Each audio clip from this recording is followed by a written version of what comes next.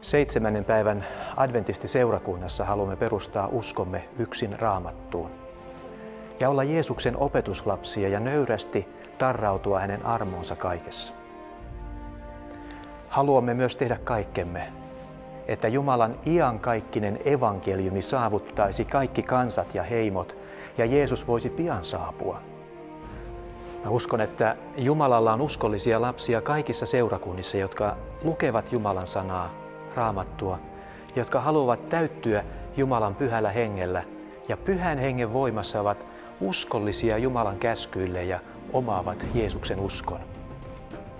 Haluaisimme jakaa kanssasi iankaikkisen evankeliumin ja yhdessä palvoa Jumalaamme, joka on luonut kaiken ja lunastanut kaikki ihmiset vapaiksi synnin ja kuoleman vallasta.